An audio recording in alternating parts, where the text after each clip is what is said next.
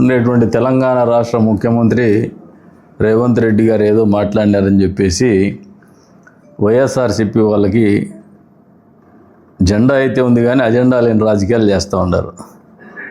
ఆయన మాటల్ని ఒక అజెండాగా పెట్టుకోవాలనే ఆలోచనతోనే రాయలసీమ ప్రాంతానికి ద్రోహం చేస్తున్నారు చంద్రబాబు నాయుడు గారు అని చెప్పేసి తెలియజెప్తున్నారు. దేని విషయంలో? నీటి విషయంలో. ఈ రోజున జగన్మోహన్ రెడ్డి గారు ముఖ్యమంత్రిగా పనిచేసినారు. తెలుగుదేశం పార్టీ 1983 నుంచి అధికారంలో వస్తూ ఉంది, ప్రతిపక్షంలో ఉంటూ వస్తుంది. రెండు రాష్ట్రాల్లో కూడా, ఉమ్మడి రాష్ట్రంలో కూడా అధికారంలో ఉండింది. జగన్మోహన్ రెడ్డి మాత్రము విభజించిన తరువాత నవ్యాంధ్రప్రదేశ్ రాష్ట్రంలో మాత్రమే ముఖ్యమంత్రిగా ఉన్నాడు. వాళ్ళ నాయన కూడా ఉమ్మడి ఆంధ్రప్రదేశ్ రాష్ట్రంలో ముఖ్యమంత్రిగా చేసినాడు. ఓవరాల్గా తెలుగుదేశం పార్టీ ఉమ్మడి రాష్ట్రంలో చేసిన, లేదంటే వైఎస్ఆర్ కుటుంబం కూడా ఉమ్మడి రాష్ట్రంలో ముఖ్యమంత్రి చేసినాడు. ఇవన్నీ వాస్తవాలు. ఈ రోజున 1983లో అధికారాన్ని చేపట్టేటువంటి ప్రభుత్వం, తెలుగుదేశం పార్టీ ప్రభుత్వంలోకి వస్తూనే స్వర్గీయ నందమూరి తారక రామారావు గారు ఆలోచన చేసిండేది కరువు ప్రాంతంగా ఉన్నటువంటి రాయలసీమ ప్రాంతాన్ని ఆదుకోవాలనే ఆలోచన అప్పట్లోనే మొదలైంది. అందులో భాగమే తెలుగు గంగ ప్రాజెక్టు. ఇది వాస్తవమా కాదా ప్రజలకు ఎట్లా తెలుసు? మళ్ళీ ఒకసారి గుర్తు చేస్తాను. వైఎస్ఆర్సీపీ పార్టీ అబద్ధాలకు ప్రజలు ఏమారద్దని మళ్ళీ ఒకసారి తెలియజెప్తాను. హంద్రి నీవా సుజల స్రవంతి, గాలేరు నగరి, అవుకు రిజర్వాయర్, ఇవన్నీ కూడా Velugodu balancing reservoir, KC canal, SRBC, Brahmasagar, ఇవన్నీ ప్రాజెక్టులు కూడా చంద్రబాబు నాయుడు గారు, ఎన్టీ రామారావు గారు తీసుకొచ్చినాయి. మరి రాయలసీమ ప్రాంతాన్ని అన్యాయం చేయాలంటే ఈ ప్రాజెక్టు తీసుకొచ్చే వల్ల హంద్రి నీవా సుజల స్రవంతి గురించి ఒకసారి ఆలోచన చేస్తే 3850 క్యూసెక్కుల డిశ్చార్జ్ కోసం పంప్ హౌస్లు కూడా రెడీ చేసి పెట్టినాం మేము. ఎప్పుడు? 2014-19 మధ్యలోనే. 19 నుంచి 24 మధ్యలో పరిపాలన కొనసాగించినటువంటి జగన్మోహన్ రెడ్డి రాయలసీమ ప్రాంతానికి నీళ్ళు ఇవ్వాలా, కరువు జిల్లాలకు నీళ్ళు ఇవ్వాలా, నదీ జలాల్ని, కృష్ణా నదీ జలాల్ని ఇవ్వాలనే ఆలోచన ఉంటే అప్పటికే పంప్ హౌస్లు కూడా రెడీగా ఉండి అన్ని రకాలుగా ఏర్పాట్లతో సంసిద్ధంగా ఉన్నటువంటి హెచ్ఎన్ఎస్ఎస్కు ఒక్క తట్టెడు మన్నేలా, ₹1 డబ్బులు ఇలా. పోనీ నీళ్ళు ఇచ్చినాడా? నీళ్ళు ఇవ్వాల. పోయేసి ఎక్కడో సెట్ వేసుకొని అది మళ్ళీ లారీలో ఎక్కించుకొని పోయినాడు. ఈయన రాయలసీమకి నీళ్ళు ఇచ్చేదాని గురించి మాట్లాడతాడు. అంతేకాకుండా మీరు ఒకసారి కాల వ్యవధి, బడ్జెటు, వ్యయం చూద్దాం. 2019-24 5 సంవత్సరాల్లో. అంటే అప్పుడు ఎవరున్నారు అధికారంలో? జగన్మోహన్ రెడ్డి. జగన్మోహన్ రెడ్డి పీరియడ్లో హంద్రి నీవా సుజల స్రవంతికి బడ్జెట్ కేటాయింపులు 2493.34 కోట్లు కేటాయించినారు. దాంట్లో ఖర్చు చేసింది ఎంత అంటే 514. ఆయన చిత్తశుద్ధి అక్కడే తెలుస్తోంది. అదే తెలుగుదేశం పార్టీ వచ్చినటువంటి 1.5 సంవత్సరాల కాలంలో, 18 నెలల్లోనే 2024 నుంచి 26 మధ్యలో బడ్జెట్లో కేటాయింపులు 5,111 కోట్లు, 40 లక్షల రూపాయలు కేటాయిస్తే ఖర్చు చేసింది దానికి మించి 5,344 కోట్ల రూపాయలు ఖర్చు చేసి ఎక్కడో 735 కిలోమీటర్ల అవతల ఉండేటువంటి పరమసముద్రం చెరువు కూడా నీళ్ళు ఇచ్చినటువంటి ఘనత చంద్రబాబు నాయుడు గారిది. అంటే రాష్ట్రం చిట్ట చివరన ఉన్నటువంటి చెరువుకు కూడా నీళ్ళు అందించినటువంటి ఘనత రాయలసీమ ప్రాంతంలో, కుప్పం దగ్గర ఉన్నటువంటి పరమసముద్రానికి కూడా ఘనత చంద్రబాబు నాయుడు గారిది. ఇంకా ఏ రకంగా రాయలసీమను మోసం చేస్తున్నాడో జగన్మోహన్ రెడ్డి, వైఎస్ఆర్సీపీ వాళ్ళు చెప్పాల. కనీసం 19-24 మధ్యన మోటార్ కరెంట్ బిల్లులు కూడా బకాయిలు పెట్టేసి వెళ్ళిపోయినాడు ఈయన, మా నెత్తిని పెట్టేసి. మళ్ళీ అధికారంలోకి వస్తే మేము కట్టాలా. ఇంకా నిర్వహణ నిర్లక్ష్యం గురించి మాట్లాడితే రాయలసీమ ప్రాజెక్టుల నిర్లక్ష్యం గురించి పింఛా ప్రాజెక్టు శ్రద్ధ చూపించకపోవడంతో అది కొట్టకపోయింది. అన్నమయ్య గేట్లది మనందరికీ తెలుసు, పక్కనే ఉంది కాబట్టి గేట్లు కొట్టకపోయి కొంతమంది ప్రాణాలు పోగొట్టుకున్నారు. 39 మంది చనిపోయినారు. ఇప్పటికీ పట్టించుకునే పాపాను పోలే ఆయన అధికారంలో ఉన్న రోజులు. ఆయన సొంత జిల్లా అలగనూరు బ్యాలెన్సింగ్ రిజర్వాయర్ గట్టు కుంగిపోయింది.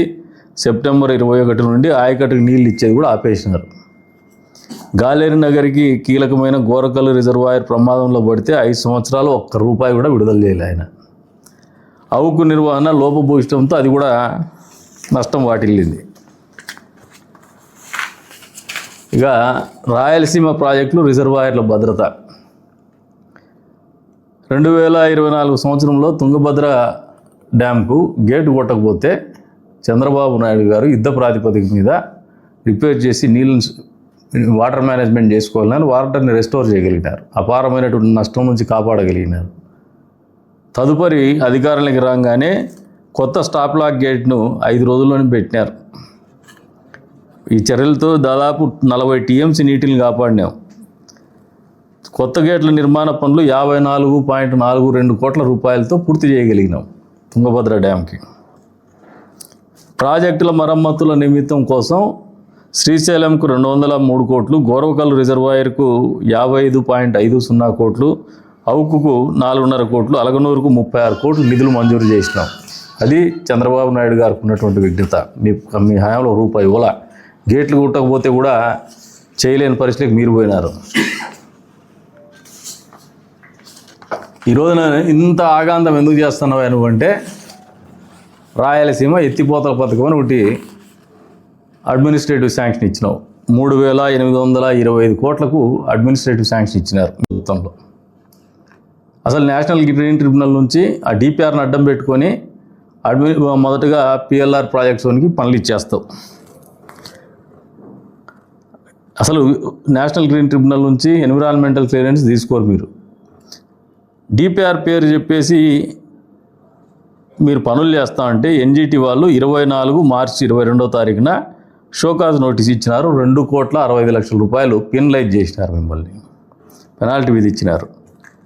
దీంట్లో సివిల్ పనుల నిమిత్తం కోసం 390 కోట్లు, పంపులు ఇతరత్ర మెకానికల్ పనుల కోసం 283 కోట్లు, వడ్డీ నిమిత్తం రూపాయలు 134 కోట్లు, ఇతరత్ర ఖర్చులకు రూపాయలు 183 కోట్లు వెరసి రూపాయలు 999 కోట్లు ఖర్చు చేసినారు మీరు. దాంతో ఖర్చు చేసిన 1000 కోట్లు వృధా కాగా మీది పనులు ఆగిపోయేసి ప్రాజెక్ట్ ఎన్జిటి క్లియరెన్స్ లేకపోవడంతో, ఎన్విరాన్మెంటల్ క్లియరెన్స్ లేకపోవడంతో 750 కోట్ల రూపాయలు అప్పులు మిగిల్చినాం. డబ్బులు ఖర్చు పెడితే జబ్బులు మాయం కావాలా, డబ్బులు ఖర్చు పెడితే నీటి ప్రాజెక్టులు నీళ్ళు ఇవ్వాలా, అంతేగాని అప్పులు మిగులుతాండి, నీళ్ళు ఒక చుక్యం రాలా. శ్రీశైలం జలాశయంలో ఏ లెవెల్లో ప్లస్ 841 నుంచి 800 ఫీట్ మధ్యలో ఉండే 34.3 టీఎంసీ నీళ్ళ కోసము ఇదంతా కేటాయింపులు చేసినాం. 3,825 కోట్ల రూపాయల అంచనా వ్యయంతో మొదలుపెట్టినాం ఎత్తిపోతల పథకం. తీరా దీంట్లో మన రాష్ట్ర వాటా ఎంత అంటే 66% కంటే సుమారు 22.6 టీఎంసీలు మాత్రమే. ఈ నీళ్ళని తోడేకి 7 రోజులు సమయం చాలు. దీనికి 3,825 కోట్ల రూపాయలు మీరు అప్పనంగా కొట్టేయాలనే ఉద్దేశంతో మొదలుపెట్టినారు. ఇది ఏ రంగానే వయబుల్ ప్రాజెక్ట్ కాదు ఇది. ఇక అక్కడి నుంచి పోతే జిఎన్ఎస్ హెచ్ఎన్ఎస్ఎస్ లింకుది కాంట్రాక్టర్ ఎవరా అంటే మళ్ళీ పిఎల్ఆర్ ప్రాజెక్ట్స్. ఎంత అంచనా వ్యయమంటే 5,036 కోట్లకు అడ్మినిస్ట్రేటివ్ శాంక్షను 26/8/2020 ఇచ్చేసినాడు. మెత్తగుండే మన్ను దవ్వుకున్నారు. మన నియోజకవర్గంలో కూడా ఆడ ఎన్పి గుంట్లో పైపులు తోలినారు, తెలుసు కదా మీకంతా, పైపులు తోలినాడు. ఇవన్నీ చేసేసి అసలు దీనికి ల్యాండ్ అక్విజేషన్ జరగల, దీనికి ఫారెస్ట్ క్లియరెన్స్ లేదు, ఫారెస్ట్ దగ్గర నుంచి కూడా ఎన్విరాన్మెంటల్ క్లియరెన్స్ లేదు. అసలు ఈ ఆగిపోయే ప్రాజెక్టుకి ఏమాత్రం అనుమతులు లేనటువంటి ప్రాజెక్టుకి, అటవీ శాఖ నుంచి అనుమతులు లేనటువంటి ప్రాజెక్టుకి, అసలు భూసేకరణ జరగనటువంటి ప్రాజెక్టుకి మీరు పనులు మొదలుపెట్టి 1067,74,00,000 రూపాయలు బిల్లులు తీసేసుకున్నాడు పిఎల్ఆర్ ప్రాజెక్ట్స్ ఆయన. ఇది 100% ఆయన బొక్కసంలోకి పోయింది. పోని చుక్క నీళ్ళు వచ్చినాయి ఆడన్నా, లాస్ట్లో గవర్నమెంట్ మారుతాను ఇసుక కూడా మళ్ళీ అమ్ముకోవాలని చూసి 3 రిజర్వాయర్లు నిమిత్తం 2,144 కోట్లతో మళ్ళీ అడ్మినిస్ట్రేటివ్ శాంక్షన్ ఇస్తారు. ఏమంటే అవి ముదివేడు రిజర్వాయర్ అంచనా వ్యయం 500 కోట్లు, ఖర్చు 167.87 కోట్లు.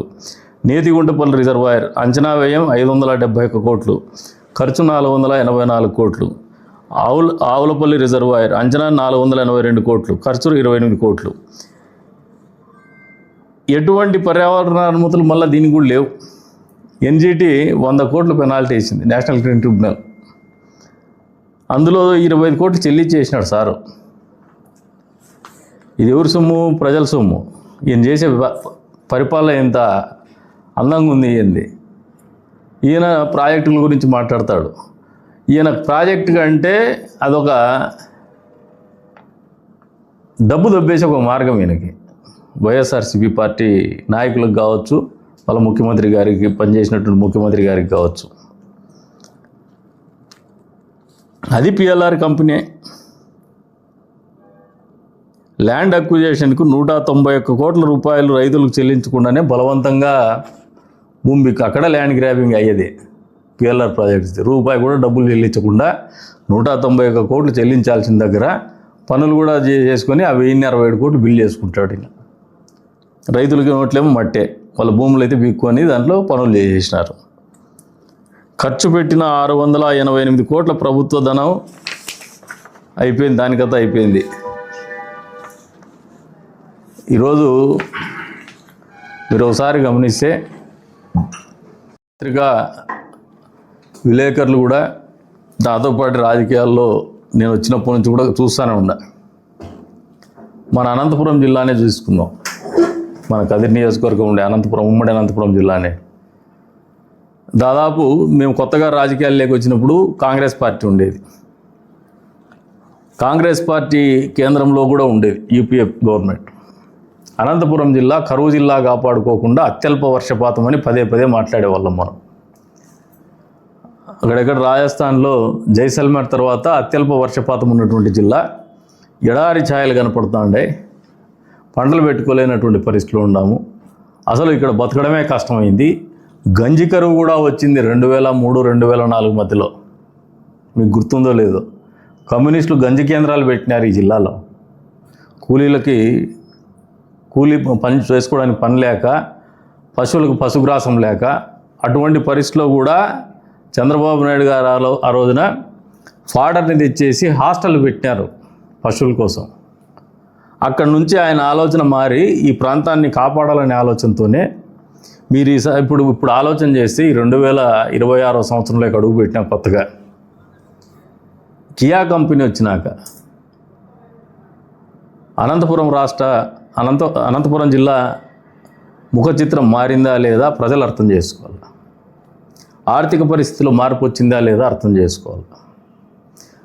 రాష్ట్ర తలసరి ఆదాయంలో, వ్యవసాయంలో మళ్ళీ మనమే నెంబర్ 1 ఉన్నాం.